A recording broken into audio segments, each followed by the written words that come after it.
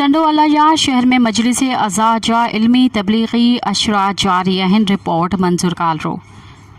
टंडोवाला यार में मुहर्रमुल हराम के हवाले से करबला के शहीदन की याद में अशरे जूं मजलिसूं बर्पा करण जो सिलसिलो घणो अॻु जो आहे। हिते बाक़ाइदगी असांखे आलम के मजलिसुन में ख़िताबत लामदहू करे ॾहे जूं मजलिसूं कराइण में पिताफ़ी ख़ानदान जी हिक मोहबे अहल बैत अज़ादार हाजी मोहम्मद ख़ान पिताफ़ी जूं घणियूं काविशूं तोड़े ख़िदमतूं रहियूं आहिनि। आशिक़ अहल बैत हाजी साहिब जे वफ़ात खां पोइ इहो मालिकन अलैहिस्सलाम जी दुआउनि सां दीनी तबलीग वारो सिलसिलो हाजी शफ़ी मोहम्मद ख़ान पिताफ़ी जी रहनुमाई में वेतर तेज़ी सां अॻिते वधंदे ॾिसिजे थो।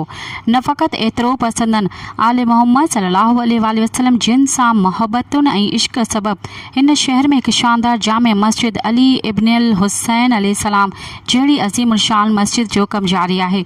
जो त मस्जिद सां गॾु इमाम बारगाह बाबुल मुराद मदीना कॉलोनी चंबड़ ते अज़ादारी जा इल्मी ऐं तबलीगी प्रोग्रामनि जा सिलसिला बि जारी ॾिसजनि था।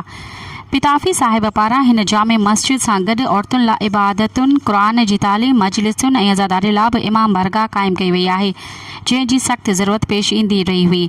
हिन साल मुहर्रम सन 1446 हिजरी 2024 ईस्वीअ में अशरे जूं मजलिसूं जामे मस्जिद इमाम बारगाह बाबुल मुराद में राति जो 8 वॻे खां जारी आहिनि, जिनके अल्लामा सैयद रज़ा नक़वी साहिब पंहिंजी शानदार तबलीगी इल्मी ख़िताब जी रोशनी सां मुनव्वर फरमाइनि था। हिननि मजलिसुनि में रोज़ानो अज़ादारनि जी तादाद में वाधारो थी रहियो आहे, जंहिं में शिया सुन्नी मकतब फ़िक्र रखंदड़ शरीक थी बाहमी रवादारी ऐं इत्तेहाद बैनुल मुस्लिमीन जो शानदार इज़हार कनि था।